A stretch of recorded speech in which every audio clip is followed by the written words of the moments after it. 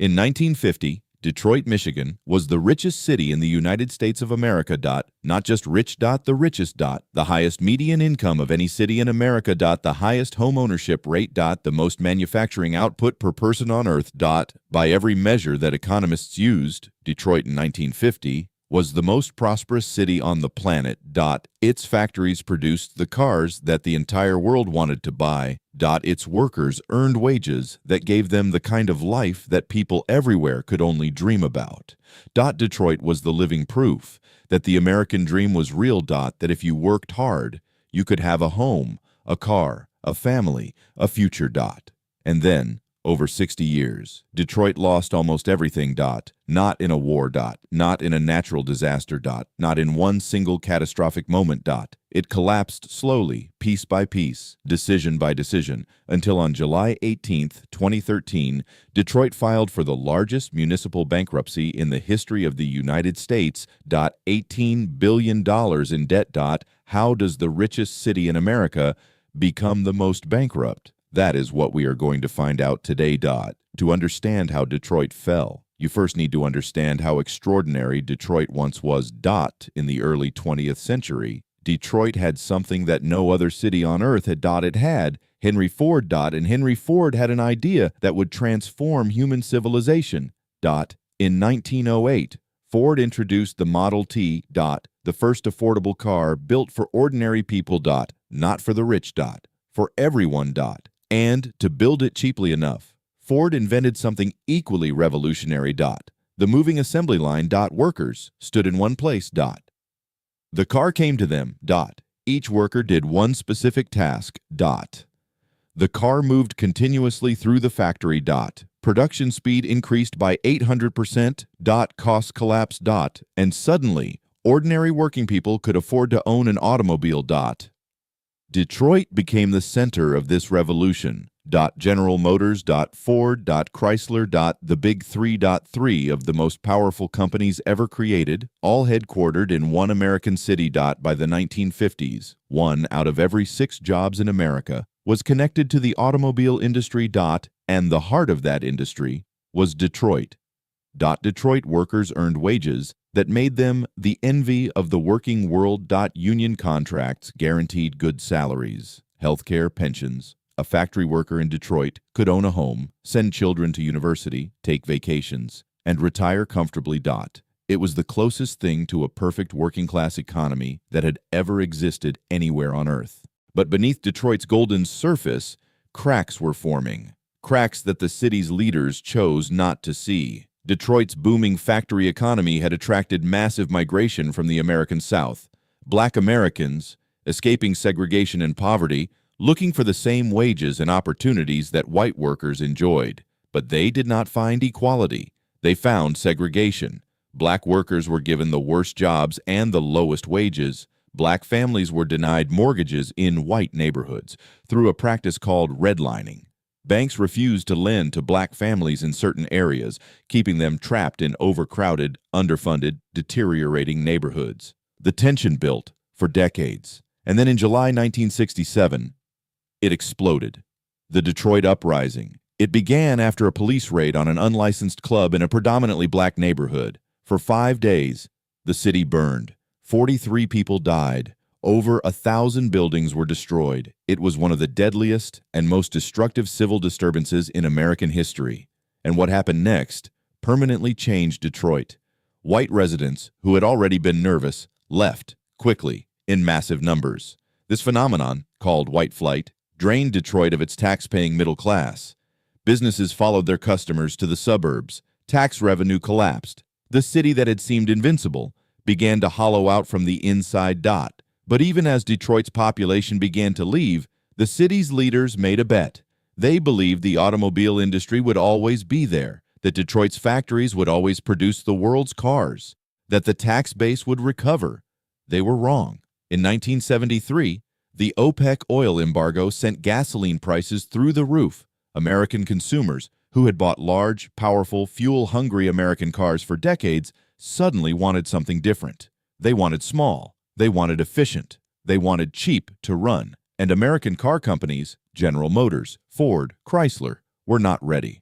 They had built enormous factories, enormous unions, enormous cost structures, all designed to produce big, expensive American cars. Japan had a different model. Toyota, Honda, Nissan. Japanese manufacturers had spent years building smaller, more fuel-efficient cars. When the oil crisis hit, they were perfectly positioned. American consumers switched to Japanese cars in their millions. Detroit's market share collapsed. Factories that had run 24 hours a day went silent. Tens of thousands of workers lost their jobs. The city lost its taxpayers. And the city government, rather than shrinking to match the smaller population, kept spending. It kept hiring. It kept making pension promises to city workers, promises that the city was already unable to keep. The debt grew. The population kept leaving. By 2013, Detroit had lost 1.8 million residents, from a peak of nearly 2 million people to just over 700,000. And the city still had the infrastructure, the water pipes, the sewage systems, the roads, the fire stations, the police departments, designed to serve 2 million people, being maintained by a tax base of 700,000. What happens to a city when half its people leave? Detroit provides the answer. By the early 2000s, Detroit had 78,000 abandoned buildings, not a few. 78,000 houses where families once lived, left with furniture still inside. Schools where children once learned, left with books still on the desks. Factories where workers once built cars, left with equipment still on the floors. Entire blocks where every single house was empty. Detroit became famous around the world for what photographers called ruin photography, stunning and haunting images of a great American city in decay. The former Michigan Central Station, once one of the most beautiful train stations in America, stood empty for decades. Its windows smashed, its grand marble halls open to the elements. Snow falling inside where travelers once waited for trains to Chicago and New York. The Packard automotive plant, where luxury cars were once hand-built for America's wealthy, became a sprawling ruin of 3.5 million square feet, the largest abandoned factory in the world, and the city was spending millions of dollars every year just to maintain these empty buildings, to prevent them from collapsing onto people, to keep basic services running through infrastructure designed for a population that no longer existed. Detroit was paying for a ghost of itself. On July 18, 2013, the city of Detroit filed for Chapter 9 bankruptcy protection, $18 billion in debt. It was the largest municipal bankruptcy in American history by a significant margin. What did that $18 billion represent? It represented decades of pension promises made to city workers, police officers, firefighters, teachers who had spent their careers serving Detroit and were now being told that the retirement they were promised might not be paid. It represented decades of unpaid bills and borrowed money used to keep basic city services running. As the tax base collapsed year after year, it represented the financial consequence of a city that kept spending as if it still had 2 million residents, when it had fewer than 800,000. The bankruptcy had immediate consequences for ordinary Detroit residents. Streetlights went out and stayed out. Entire neighborhoods were in darkness every single night. Police response times averaged over an hour in a city with one of the highest violent crime rates in America. Fire stations were closed. Bus services were cut. The Detroit Institute of Arts, one of the greatest art museums in the world, was threatened with having its collection sold to pay creditors. Citizens who had spent their entire working lives paying taxes, contributing to Detroit, found themselves living in a city that could no longer provide basic services. You might be watching this from Bangladesh, from India, from Nigeria, from Pakistan, from anywhere in the developing world, and thinking, what does the collapse of an American city have to do with me? The answer is everything. Detroit's story is not just an American story. It is a story about what happens when a city or a country depends on one industry for its entire economic identity. When that industry changes or disappears, everything built around it collapses with it. Bangladesh today depends heavily on the garment industry. It is the engine of the economy, the jobs, the exports, the growth. What happens if that industry automates? What happens if global fashion shifts to closer to consumer manufacturing? What happens if Bangladesh's competitive advantage disappears? Detroit asked those questions too late. Bangladesh And every developing country with a single dominant industry needs to ask them now. Detroit also teaches us something about the relationship between governments and their people. When tax revenue falls, governments face a choice. They can shrink spending to match reality, or they can borrow and promise, hoping that growth will return and save them. Detroit chose to borrow and promise for 60 years, until it could not anymore. This is a lesson that cities and governments in every country on earth are living right now. The names are different, the industries are different, but the mathematics are always the same. But here is where the Detroit story takes an unexpected turn. Detroit is coming back, not to what it was. It will never be what it was, but it is coming back to something.